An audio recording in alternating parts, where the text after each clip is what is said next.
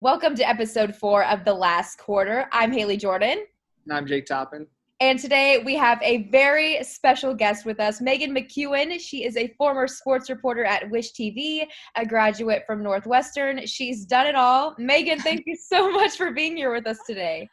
Thank you, guys. I'm super excited, especially to be working with not only IU students, but two Wish interns in sports that are coming up in the fall. So very excited to hang out with you guys. Yes, finally. I've wanted that internship for so long. And finally, I was like, yes, we landed it. We got it. We're going places. So I'm very excited. Jake already had his first day, yesterday? Yeah, yesterday was my first day. Yeah. All right, you make sure that Ross and Jason and Charlie and the crew treat you well, okay? Yeah, Charlie gave me a rough AC time. and Olivia. Yeah, give Charlie a hard time. I already did. He already gave me one, so I gave him one. And also, don't take anything from Ross. Don't take any crap from him, even though he's in charge of your review at the end. Yeah, he talks about Purdue a lot. Yeah, you're gonna get that. You're gonna get that a lot. Absolutely. So, I can't wait. Exciting. I start Thursday, and I think they're throwing me right in. I'm going to the Indianapolis 500 Media Day. So that's going to be the first day. So wild. That'll be fun. Yeah, it's wild that the Indy 500 is in August. You know, I've been gone from Wish for over a year now. And I still can't believe there hasn't been an Indy 500 since I left. So it's kind of wild that everything's changed with COVID and whatnot. But you guys are going to have a great time. Absolutely. I think so too. It's going to be a blast, especially working with Jake. We bother each other all the time at school, and we get to do that in Indy now. So yay, perfect. We can't escape each other. But Meghan, go ahead and tell our viewers, where are you from? Where are your home roots at? Yeah. So I actually grew up right outside of Washington, D.C. in Northern Virginia, Fairfax. So that's where my roots are. I consider myself an East Coast girl at heart. My dad is the head women's basketball coach at Northwestern currently. However, he was the head women's basketball coach at George Washington University for 19 years. So that's why I was born and raised in that area. And then when I was 16, he decided to ruin my life and make me move in the middle of high school to the Chicago area when he took the Northwestern job. I always tell him that. So we've been in Chicago now since 2008. And I can't believe time's flown so much. But yeah, so that's where I'm from. I played basketball growing up because I came from a basketball family and just loved the game. Big part of my roots were, when I was little, I'd go recruiting with my dad and I would stay up late watching game film with him. So for me, that was always our special bonding time and just really developed this love for the game that's become such a huge part of my identity. So went to Northwestern, decided to go there because I love you IU folks, but Northwestern is the #1 journalism school in the country. So I always had to give a plug in for Medill. But I went to Medill and, learned a ton and really just knew I wanted to be a sports reporter since I was 16. When we moved to Chicago, Big Ten Network came out to my house to do a story on my brother. So I have a brother with autism. And the big reason why we moved from DC to Chicago was because the services were better for people with special needs in the in the state of Illinois. So Big Ten Network came out to do the story at my house, and I love the lights, I love the storytelling, I love the whole entire process of it, and I was like, this is what I want to do. So I've always known what I wanted to do since I was 16. I went to Northwestern, played basketball. I was fortunate enough to play basketball there for my dad. My first job out of college was in Terre, Haute, Indiana, in the middle of nowhere in Indiana, for a city girl like myself who had only grown up with horrible traffic. It was definitely a rude awakening for me, but it was a great experience. And then I was in Indianapolis for 3.5 years working at Wish as a sports reporter. And now I'm back in Chicago freelancing, and I have been for the last year. So that's kind of my little journey to where I am now. And if you're wondering why I'm sitting here, due to the situation we're currently in, I currently don't have a lot of work right now because college athletics are dropping flies right now. So I've been picking up a side hustle. I'm now a Pilates instructor at the Hot Room North Shore. Actually, I could see shameless that. plug. Hot Room, they're opening up a studio in Bloomington that you all should check out once you get back to campus. I love the Hot Room. They have one downtown Indy, and I did that before they all closed it down. And so I was really excited about that. Oh my goodness. I wish you were my instructor, Meghan. Maybe I'll come down and teach. Please do. Please do. Jake, will you do the hot room if Megan's the instructor and I come with you? Pilates? You said Pilates? Jake, we got to get you into shape, man. You're going to be chasing athletes around. Like, you got to, carry equipment. I'm a swimmer. I swim every day. Oh, whatever. Okay, well, there you go. But have you sweat in a hot room before? I will say that I might need to do one of these classes because it's been a while since I swam. It's been a few months because COVID shut down all the pools. Right. I might have to join you, Haley. Maybe Jake, we'll whip you into shape, man. We'll have you doing some core hole planks. Like, we'll get you sweating. Okay. We'll get you all set up. All right. I guess it sounds like a deal then. There you go. That was an easy sell.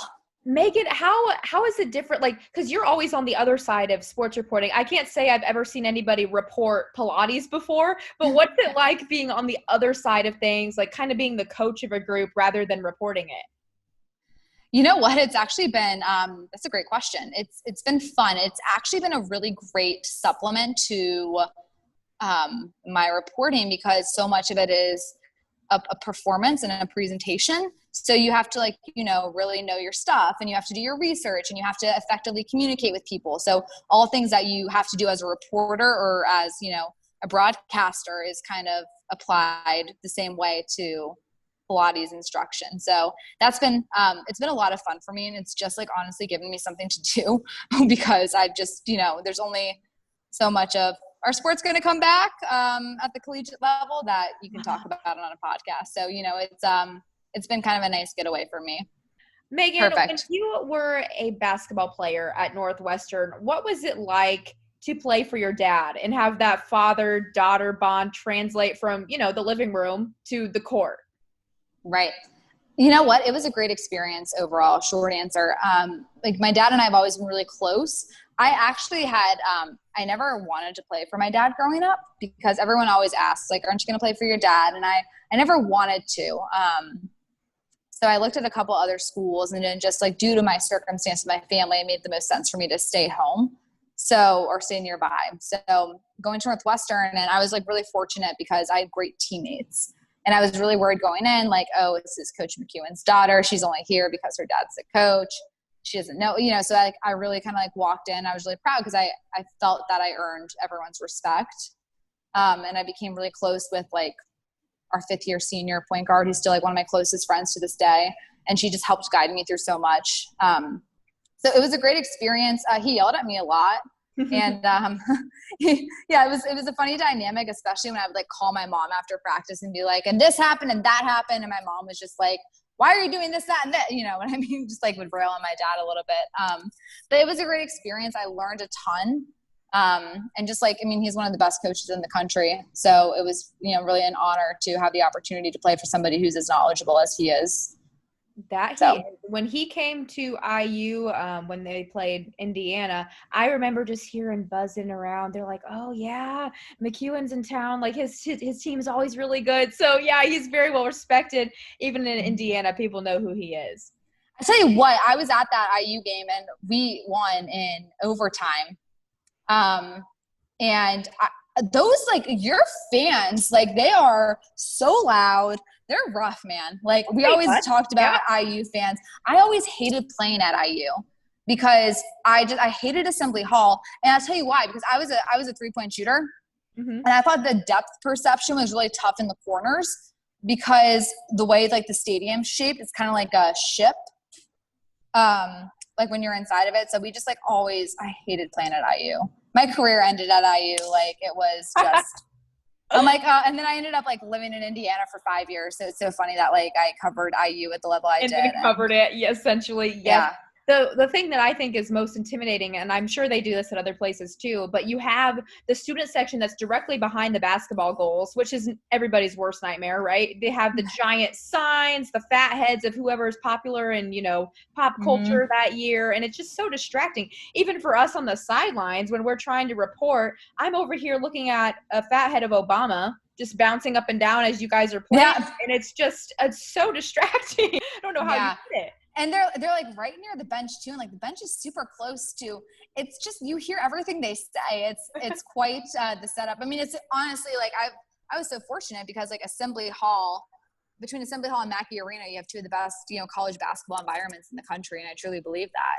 So, just like a great basketball tradition there. But I will say I hated playing at Assembly Hall. You said you're a 3-point shooter. So like when you're at Assembly Hall, I mean, I've seen that court. I've been on that court. Those corners are pretty small. Like the margin from out of bounds to the 3-point line in the corners, you don't have much room. So you gotta be on your toes in the corners. Right. It's just like, it's just the whole entire like setup, and it's just a hot mess. I'm bringing PTSD for you. PTSD. Yeah, exactly. It was some interesting times. I will say we always went to Malibu Grill in Bloomington. Yes. When we were there. So I like the Malibu Grill. That's a good spot. That's where Sage Steele likes to hang out when she comes, apparently. Oh, really? That's funny. Apparently she's been in Malibu Grill, made an appearance there. I didn't see her, but that's awesome. So you've been the same spot as Sage Steele, one of our favorites. And Sage had my position back in the day at Wish. Oh, did she? Oh, yeah. Yeah, just following in her footsteps then. And she's very good friends with AC. Okay. Oh, so you guys can talk to her, to AC about that. AC knows everybody. It's insane. Just like when you go into his office and look at his wall, you'll see he knows Joe Biden. He knows Brooklyn Decker and Chrissy Teigen. He knows everyone. Wow. Wide range of people. Seems like a very connected man, a very good guy to be in touch with. I remember a few years ago when I was Miss Indiana, we did a horse basketball tournament, and AC was there. And so I played him in a horse for charity. Who won? Oh, not either of us. I can't even remember who it was, but I remember I was just 19 at the time, and I went up to him and I said, hey, I want to be a sports reporter. And he goes, oh, great. Well, we should talk. And then, 3 years later, I'll be working for him. So it's just kind of amazing how you can make those connections way back when. And it's kind of a dream into the future. And here we are today. Yeah. Funny how it works out, right?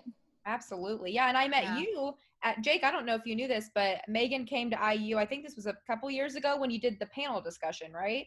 Yeah, that was 2018, I think. Fall of 2018. Yeah, 2 years ago. I was down there. Was that your junior year, Haley? Yeah, it must have been my junior year, because I remember Megan talked and said, she was a reporter at Wish. And I immediately, I remember going up to your line, Megan, and I said, I need to talk to this woman right immediately.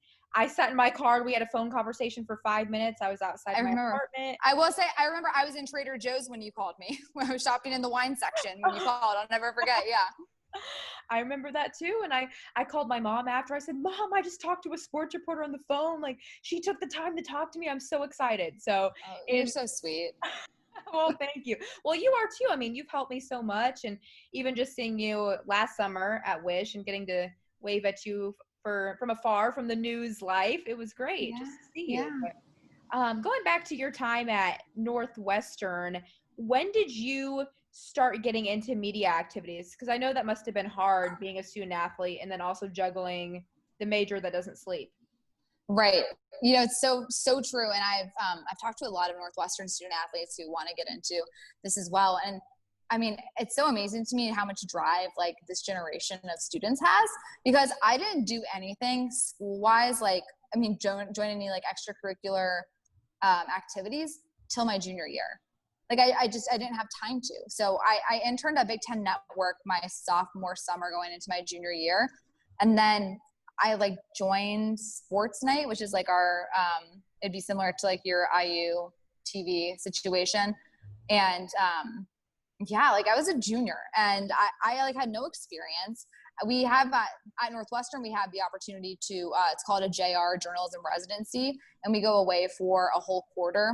So we're on the quarter system at Northwestern, and you like live at a TV station essentially, and you work there. So my like first experience on air really came when I was an intern in Quincy, Illinois at the NBC station there when I was a junior in college. So I really didn't have much experience. I started to like, once basketball ended my senior year, I really like kicked into high gear and I became sports director of Sports Night and whatnot. So like that was really good for me to like have the time towards the end of my career there. But my biggest advice to like students, especially when you're starting out, like don't be so hard on yourself. It's hard because we see, especially with social media, we now like see everything everyone's doing always.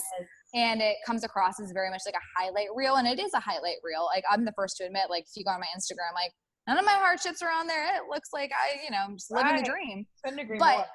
But in reality, like, we all struggle. And I think it's really important for young people to realize that, like, you don't have to do everything in order to get a job out of college, in order to, like, get to your goals. Like, everybody goes on a different path. And that's what's so cool about our industry. It's frustrating, yet it's, like, kind of cool, is that, like, nobody has gone on the same path. There's no direct way to go when you graduate college to get to your goal. Whereas, like, if you're a lawyer or a doctor, you go to med school or law school, and then you have your residency, and then, there's certain steps you take. Whereas as a broadcaster, like, I mean, it's all over the place. You can go so many different directions, and everybody just has a different path that they've taken. And that direction took you to Terre Haute. And I think they always tell us, everybody's going to start off in a smaller market, and you just got to work your way up. What did you learn in Terre Haute? Was that the place to make some mistakes, to get better, make connections? Right. What was your experience there? So one of my mentors, I was really fortunate to, like, have great mentors, and I, like, recommend that to everybody. Have people you can talk to. But Mike Wilbon's one of my mentors, Northwestern person. We've known Mike for years, and he told me, he was like, look, go to a small market and make your mistakes there, because you'd rather make a mistake in front of 60,000 people than in front of 1.6 million people. So for me, I was like, that's great. So, like, moving to Terre Haute, I mean, I worked, thankfully, like, my mindset as an athlete was really helpful for me, because, like, the competitive aspect of it, I think helped me succeed. So I worked, insane hours. I didn't know my off days half the time. Like, sometimes I worked 14 straight days. Long days on Saturdays, I would work like 18 hours. I covered cross country, tennis, soccer, mostly high school sports. And it was a great experience for me because I MMJ'd everything. Then I went back, I produced my whole entire show. I wrote all my scripts, I edited all my video. I did everything. I was by myself, and then I anchored it all. So, like, for me, it was a great experience to, like, learn how to do everything by yourself. Because I think the more you know how to do, the better off you are, and the more just diverse you are when it comes to what you can offer to a company. So, yeah, like, I just kind of, like, learned how to cover sports in a local news aspect. So that for me was really helpful. Having off days on Wednesdays and Thursdays most of the time was, an adjustment to make. And I missed a lot. Like, I missed a lot of weddings. I missed a lot of family time. I didn't work every weekend. So it was definitely a welcome to the real world. And I felt like I worked my ass off, and I think the results showed, because I was only there for a year and a half, and I got to get promoted to Indianapolis. So I was proud of the work I did there, and I, like, met a lot of great people, and I got to cover some great athletes, and I just learned a lot just from being put in certain situations. Wish is a pretty big market, so that was a huge jump, Yeah. Pretty much. What was it like going from doing everything to going to Wish and having a little more help, having more people on staff? Oh my gosh. AC and I joke about it all the time. Like, I always am like, you saved me. But no, we're so spoiled at Wish, especially, like, compared to a lot of stations. Like, there are a lot of, like, MMJs, and, like, I think that, like, you should know how to use the camera. Like, you should know how to edit everything. Like, you need to know how to do all that stuff for sure. As it just makes you more versatile.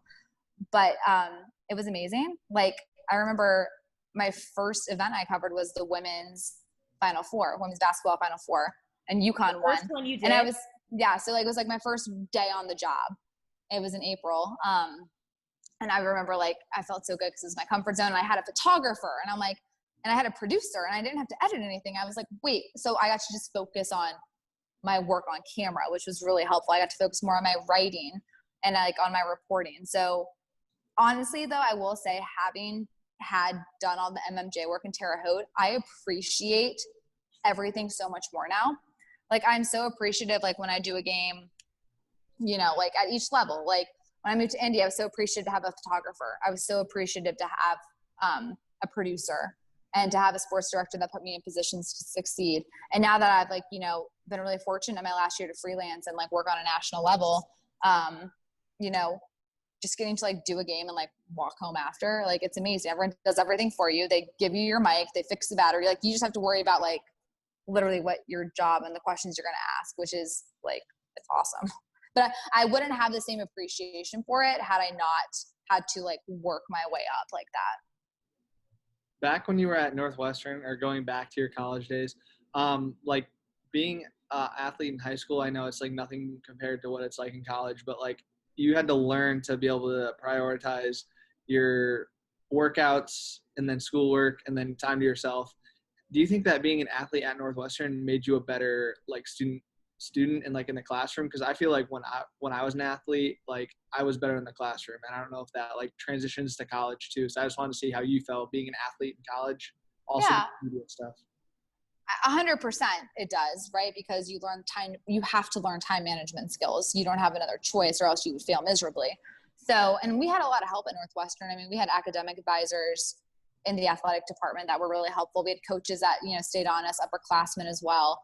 So you have to learn how to manage a lot of things, and you have to learn how to prioritize things. So I think that's like definitely a skill that I possess because I was an athlete, and especially at the college level. Because I mean, you've got a test on Friday, but you're playing at IU on Thursday night. You're flying in, so it's like, okay, I've got to get this assignment done. I got to get this done, and then I'm expected to show up at 9 a.m. like every other student and take the same test, and I'm held to the same level. So, and being competitive, you're like, well, I'm going to kick your ass right next to me. So, yeah, it's definitely a skill that was really important to learn. I think it's helped me just in general with how I've approached my career and whatever I do professionally. Yeah, and it's probably, made you an even better reporter because you've been on the other side. You've been an athlete before. Did you ever have to do interviews as an athlete when you were in college? As an athlete, like when I worked for Sports Night, I did. It's funny. One time the athletic department had me go to Big Ten Media Day my senior year and just like interview our men's and women's basketball players, like my teammates, like my roommate, my best friend, who's like still my best friend to this day. And they had me like interview my dad. And in the interview with my dad, I was like, so how many years do you think you have left? And then I said, in coaching, that is. And he was like, damn, you trying to like kill me off here? So it was just like, it was kind of funny the way. But I think to your point, Haley, one of the biggest advantages I felt like I had when I was in Indianapolis was the fact that I had been a college athlete, because I knew what it was like to be in a losing locker room, and I knew what it was like to be in a winning locker room. There's a certain way, I think, to approach questioning athletes after a game, depending on if it's a win or a loss. And I felt like I always had the right tone when addressing the players, and not going easy on them. There's a difference. Not going easy on them. Like if you dropped a pass, you dropped a pass, but like being able to see bigger picture and just like having the appropriate questions ready. And I think being an athlete and just understanding what it was like to, and being a coach's daughter, I mean, crap, like there was a lot that, comes with that as well, that I learned, and I feel like has helped me in my career, and kind of like what angles I go for as well. Like what I know, like certain players are going to like, talk about their teammates a ton. So like you can kind of like figure out which player, you're doing a story on one player, what teammate should you go to talk about him, things like that. You kind of like learn who you're going to get a good answer from and whatnot. When you were at Wish, so you mostly probably MMJ made packages, correct? Were you ever, I'm sure you were live a couple of times, but did you ever actually do sideline reporting for Wish? At Wish? Yeah. Oh, I barely MMJ'd at Wish. Oh, okay. I'm like, no, like because Jason is our photographer, and we had Randy Spieth before Jason came. Yeah, no, I was so spoiled. Like I had a photographer. I rarely ever, I shot for myself on Zone Friday nights, Friday football. That was it. But everyone shoots for themselves on those nights. So, oh yeah, no, I was super spoiled. I never did sideline reporting. No, I never did. The first time I ever sideline reported was on national television, Northwestern versus UMass football on Big Ten Network this past November. It was the first time I ever did it. How was it? How did it go? It went well. They like hired me back to do a bunch of football coverage for them, like for the remainder of the season. So like that was good. So I think it went well.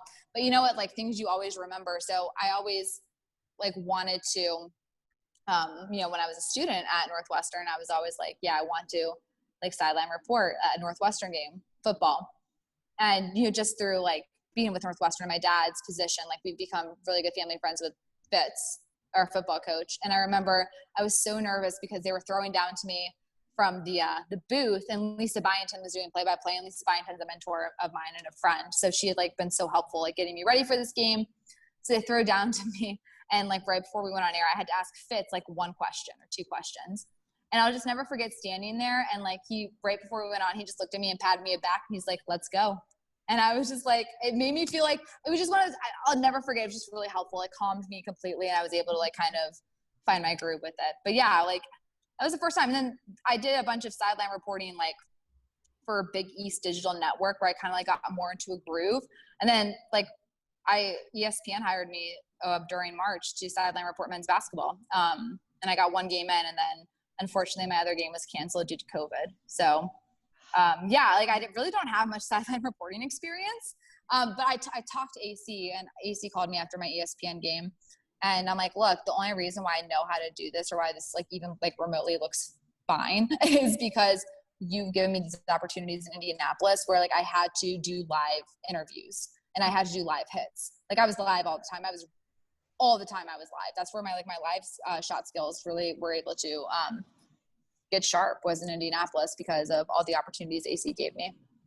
That's great to know. Yeah, and I was going to ask you about that, because on your Instagram, everybody knows what that E logo looks like for ESPN, because everybody wants to get there. So right. That's amazing that you've made it there. You know, and you're still so young, Megan. You're not that much older than Jake and I. Yeah, you know, I'm 28. Yeah.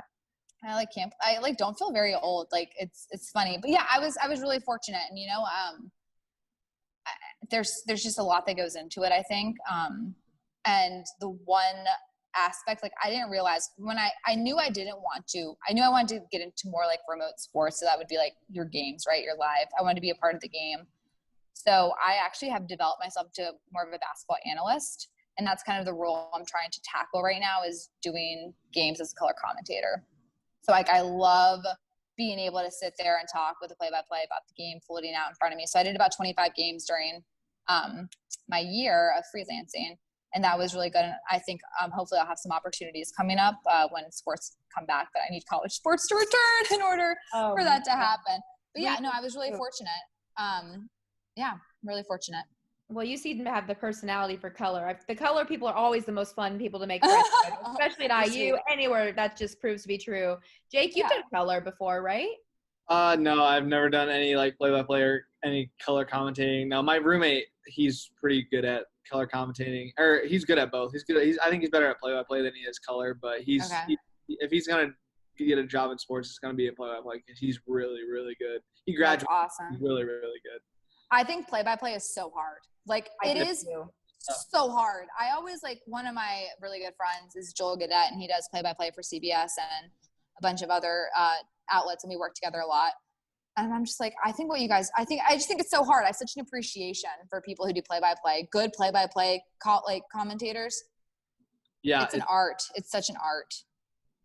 Yeah, it's pretty cool to see like what he did over like the 2 years that we were roommates together. He this past year he actually made it onto SportsCenter top 10. Luckily, because one of the guys in like minor league hockey, he scored a really crazy goal, and my roommate was the one calling it. So his was like number 3 on SportsCenter top 10 that night on ESPN, and he was the one calling it. So it was like that's super amazing. Cool to be out of it. And I feel like Scott Van Pelt also like gives a lot of love to the student broadcasters. Like, let's listen to the call. I can't remember. I think SVP does that a lot. Yeah, he's great. He's awesome. I love Scott Van Pelt. I like watching Scott too. He's good. He's a good one to model yourself after. It's like being really persistent and really determined and understanding like it's a sacrifice. Like I spent like one of my first Christmases at home in 5 years this past Christmas. You know, so there's a lot you sacrifice. So I will say I knew how to have fun on a Thursday night though, or Wednesday or Thursday night. I had that down. I don't need weekends. I've got the weekdays, baby. I think we figured out as students. I think we figured out Thursdays down here too. See, okay, but I never got to experience Thirsty Thursday as a student, because we always played on Thursdays, and I couldn't until I became a senior, spring quarter. Yeah, no, Tuesdays and Thursdays are my favorite days to go out. I'll be completely honest, and I have those. Do a little sink the biz. Yeah, Knicks. Not right now though. No way. Definitely not now. No. And that was our guest, Meghan McKeown. She is such an amazing mentor, not only to me and now to Jake, but to a lot of collegiate students all across the country. So we could not have been more blessed to have her. For the last few minutes of our show, Jake and I are going to touch on coronavirus. I know people have heard that word more than they've ever want to hear a word in their lifetime, but we have to talk about it. It's extremely important.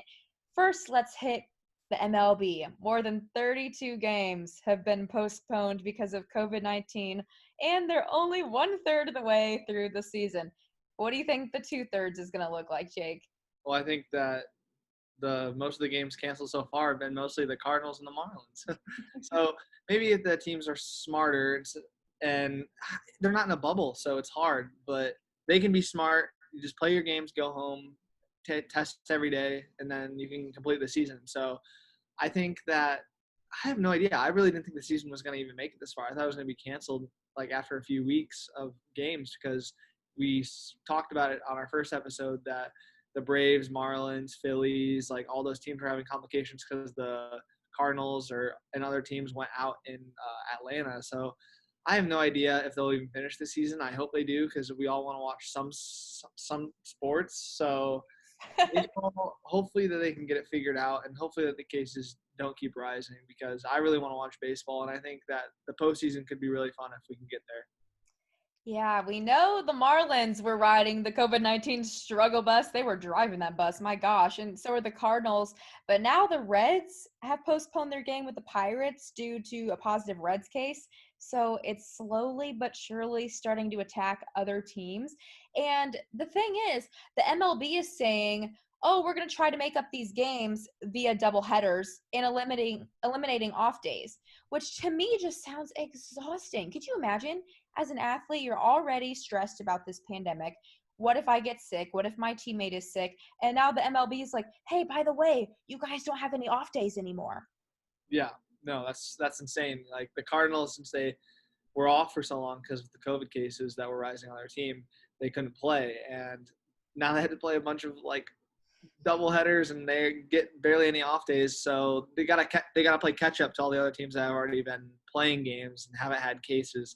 So, I mean, it's kind of their fault. So they kind of get this, but I mean, it's hard to track. So we'll see if they can keep this going, but it's going to be really tiring when they have to play back-to-back games, double headers, no days off. It's going to be tough. I don't know how they're going to do it. My gosh, at this point, they should put 8 mini fridges and a full course meals in the dugout because that's where they're going to be living for the next however long for this season. You know, if they're playing all these double headers, no off days, are we going to just sleep by first base now? I don't know. I don't really know what MLB thinks is the right decision at this point because the commissioner, Rob Manfred, he said there, and this is a quote, there is no reason to quit. The 2020 season will go on. Yeah, I don't know. I have no idea. I don't really like Rob Manfred, really. I'll be honest, I don't really like him, but I mean, it's his call. I mean, he's the one in charge, so who really knows? Maybe they'll send up tents in the outfield and they'll camp out there. That's where they'll live. Who knows? That's where they'll live. They'll just set up Oh, could you imagine I can't even imagine, but just having a bunch of baseball players living at the field, that'll be their bubble, just never leaving the field. That's where they go. They can have pizzas delivered. They can have everything delivered to their needs. There's probably nice facilities there. Wouldn't be a bad idea. But, what do I know? But also, MLB isn't the only league struggling. College football, you and I have experienced that firsthand this past week when they canceled Big Ten football, all fall sports. So also something I wanted to talk about was Justin Fields. Did you see his post on Twitter? Yeah, I got a lot of retweets. I favorited it. I did not retweet it. I saw the petition for college football. It's not gonna happen. It's really not. Like, you're allowed to have optimism. Yes, I think that's fair. But also at the same time, you have to have a little bit of common sense and like you just have to kind of realize because if you don't and you get to your hopes too high up, like you were so excited for college football because you were reporting it for IU this fall and you knew that there was a possibility that it would get canceled and you kept that optimism, but now that it's canceled you're even more sad that it's gone. And now I just don't know, like all these teams like the SEC is still trying to play, but I don't think that's going to happen. So like, I'm not trying to be like a Debbie Downer or anything, but Right. you have to be realistic and have common sense. Like there's a lot of bigger problems in the world right now. And if you think that college football is going to happen in general, then you're crazy, because I don't really think it is. I want it to, of course I want it to, but you have to be smart about it. That petition had 121,000 signatures within the first 4 hours, and it continued to rise. And what's crazy to me is that even parents are on Twitter begging for their sons to play. And I don't know if that's because they're like, oh my gosh, they've been in my house since March. I want them out of my house and back doing something that they love so they can get out of my hair. Maybe that's part of it. But I think really it boils down to they just want their sons to be happy. But at the same time, right now, as Americans, we have all the resources that we could possibly need, and we really need to respect that this is a pandemic. We have it better off than a lot of people. Football isn't going away. It's not going to be canceled forever. It's going to come back eventually, and I know it hurts. And as sports reporters, I'm hurting. I'm sure you are too, but it's the safest thing to do, I think.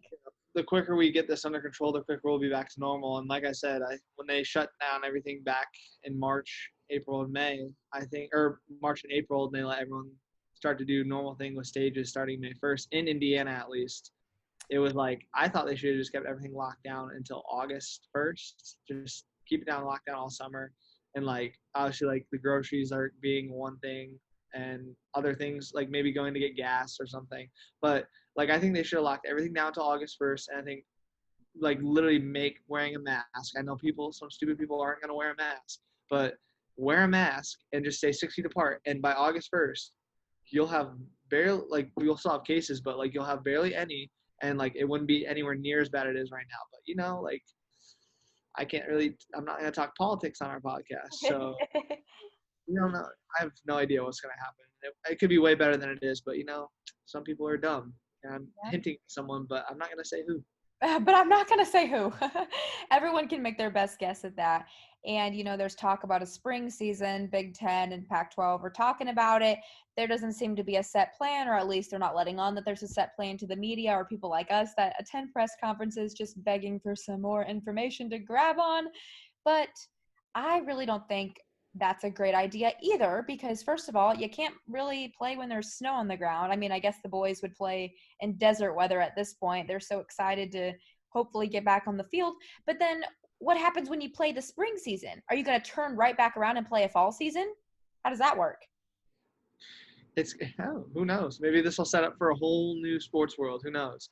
Like, it's going to be weird because like NBA would start in October. So would hockey. And now hockey and basketball are both in bubbles playing their leagues. So I don't even know. Yeah, I don't know what their plan is going to be. I hope it works out, but we'll find out in the next couple of months and see what happens. With all the uncertainty, all we know is that we will be pumping out content for the last quarter. So there's still going to be so much content to talk about, even though a lot of things have been canceled. So that's all the time we have for episode 4, guys. It's been a great 4 weeks, and we will see you next week with more for the last quarter. I'm Haley Jordan. And I'm Jake Toppen. See you next week.